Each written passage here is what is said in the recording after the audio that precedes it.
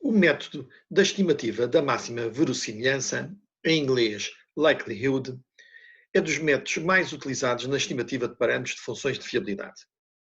Este método baseia-se na lei da verossimilhança, que diz que um tempo de falha t igual a t é uma evidência que favorece a hipótese A sobre a hipótese B, do ou dos parâmetros da distribuição a estimar, se e somente se a probabilidade, segundo a hipótese A, do tempo de falha ser igual a t pequeno, for maior que a probabilidade, segundo a hipótese B, do tempo de falha ser igual a t pequenino. Note-se que a probabilidade do tempo de falha ser igual a t pequeno não é mais do que a função densidade de probabilidade no instante t. Por exemplo, observamos às 250 horas a falha de um componente de uma população cuja vida sabemos poder ser descrita pela distribuição de Weibull de dois parâmetros.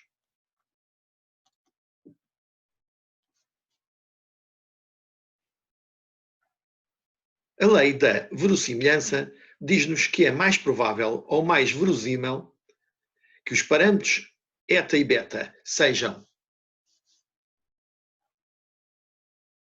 beta A e eta A do que os parâmetros beta B e eta B, caso a probabilidade de A,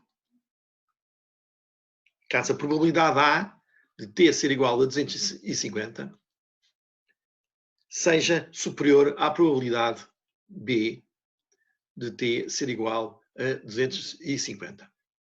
A probabilidade A do tempo de falha ser igual a 250 horas, no caso da distribuição de Weibull, é dada pela sua função de densidade de probabilidade de falha, e que é beta A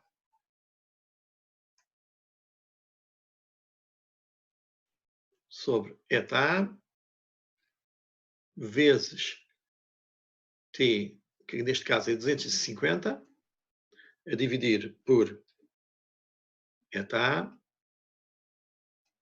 levantado a beta A menos 1, vezes E levantado a menos t, que neste caso é 250, sobre eta A, levantado a beta A.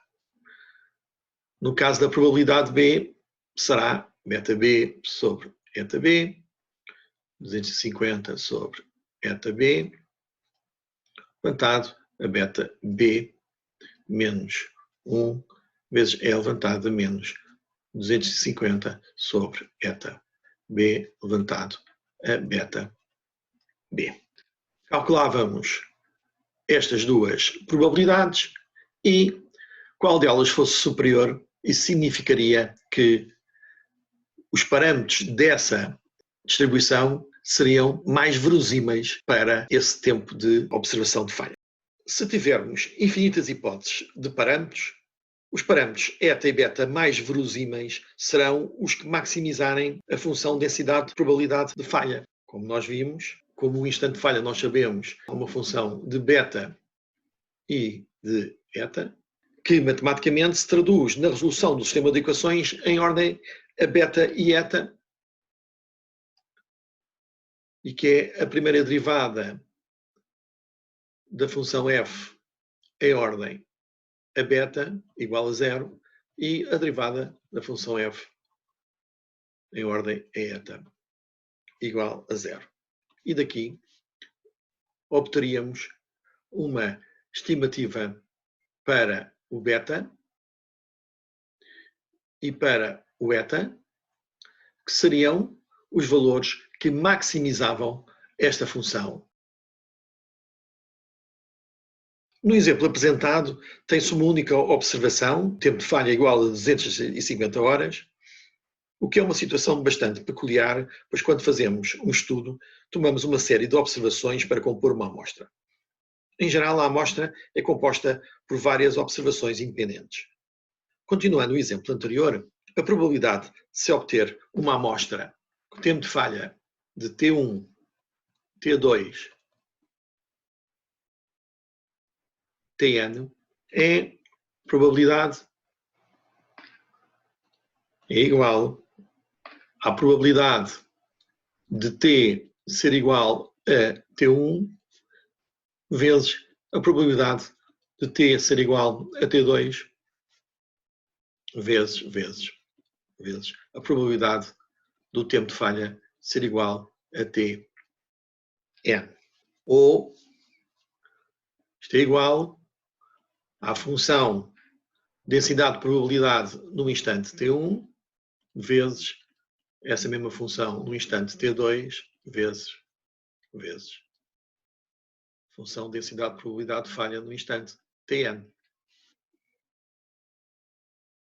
Ou seja, a probabilidade de se obter a amostra é igual ao produto das probabilidades das observações individuais. Se não tivermos ideia nenhuma sobre cada hipótese de possíveis parâmetros da distribuição beta e eta, podemos calculá-los através da maximização da probabilidade. Isto é, da maximização do produto das funções de densidade de probabilidade de falha. Que, matematicamente, já sabemos, conseguimos derivando em ordem a cada um dos parâmetros, portanto, derivando o produto I igual a 1 a Tn das funções densidade de probabilidade em Ti e igualamos a 0. E o mesmo em ordem a eta. Derivamos o produto das funções densidade de probabilidade em cada instante Ti. E isto, claro, para uma função densidade de probabilidade de falha dada por beta sobre eta, t sobre eta, levantado a beta menos 1, é levantado a menos t sobre eta, levantado a beta, porque neste caso estamos a calcular os parâmetros eta e beta da distribuição de Weibull mais verosímil para aquelas observações T1, T2, Tn. No entanto, como as funções densidade de probabilidade das diferentes distribuições mais utilizadas têm o termo da exponencial, é usual aplicar-se o logaritmo neperiano antes de definirmos o sistema de equações. Vejamos agora o caso geral. Então, se t igual a t1, t2, etc., tn, é uma variável aleatória contínua com função densidade de probabilidade de falha f de t. E agora vamos pôr aqui que também é dependente de θ1, θ2, θk, ou seja, a função densidade de probabilidade de falha depende de t e também depende dos seus parâmetros. No caso da de Weibull, depende de eta e beta, no caso da exponencial depende de lambda, no caso da normal depende da média e do desvio padrão. A função verosimilhança define-se como L de θ1, θ2, θk, sabendo que as falhas foram em T1, T2 e Tn, é igual ao produto das funções densidade de probabilidade de falha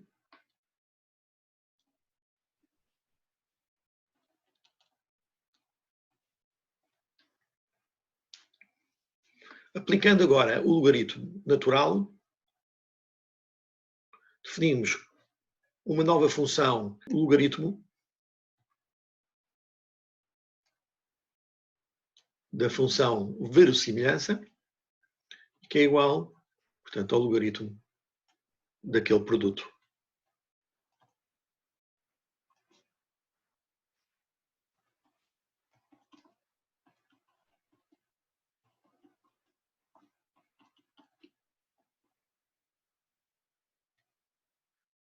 A estimativa dos parâmetros da distribuição, θ1, θ2, θk, é obtida pela maximização da função verossimilhança ou, o que é mais vulgar, do seu logaritmo natural.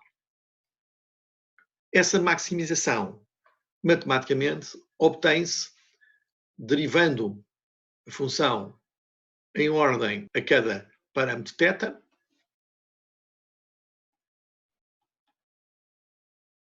e igualando a zero.